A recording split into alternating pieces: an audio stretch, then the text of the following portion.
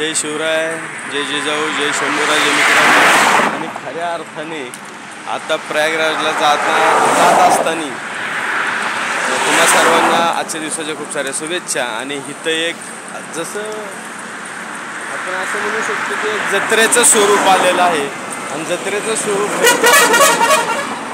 कोण कुठं हातपाय धुतंय, आंघोळ्या करतंय, तोंड धुतंय, सगळं जे चालले ते पूर्ण म्हणजे तुमचा पेट्रोल पंपच नाही तर अख्ख्या पूर्णपणे हॉटेल असतील काय असेल जे रस्त्याच्या कडेला जे सर्व काय आहे त्या ठिकाणी अशा पद्धतीने सर्व चाललेलं आहे. म्हणजे पूर्णपणे आता हा पेट्रोल पंप आहे, हा पेट्रोल पंप सुद्धा पूर्ण लोकांनी जाम करून टाकलेला आहे. या ठिकाणी कोण फ्रेश होतंय, आंघोळ करतोय, तोंड हातपाय धुतोय, जिथं काय पाणी मिळेल जसं मिळेल तसं त्या पद्धतीने. याच्यामध्ये मला आज खऱ्या अर्थाने आठवण झाली ती आपली जी पंढरपूरची वारी असते त्या वारीत देखील हे असंच ह्या पद्धतीचं स्वरूप असतं सकाळचं.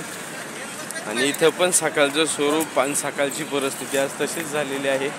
आम्ही काय केलं, प्रत्येक ठिकाणी सकाळी सगळ्या गाड्यांना सांगितलं की ज्याने आपापल्या पद्धतीने गाड्या पटकन डिझेल भरा आणि जसं जमेल तसं ज्यांनी फ्रेश व्हायचं काम करा.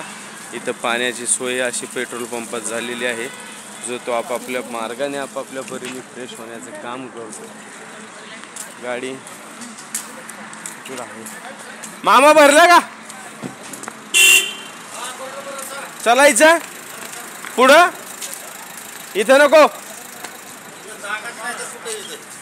इथं काय जागा नाहीये. आणि मग मामांचं म्हणणं असं आहे की सगळे लाईनच आहे. हा, त्याच्यामुळे हे काय यांचे पंपावाल्याचे आतले टॉयलेट बाथरूम सुद्धा लोकांनी जाम करून टाकलेत. अशा पद्धतीने चालू आहे.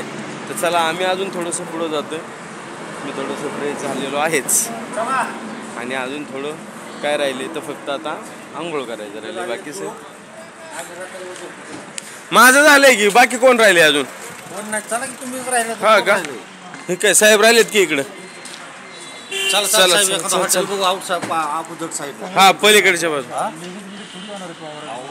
नाही पलीकडच्या बाजूला बसा. ओ थांबा, त्या आजी राहिल्यात. पुढे गेला तिथे. ओ चला, कोण राहिलंय तिकडे? ते अशा पद्धतीने असते. चला सर्वांना परत पुन्हा एकदा जय शिवराय, जय जिजाऊ, जय शंभूराजे.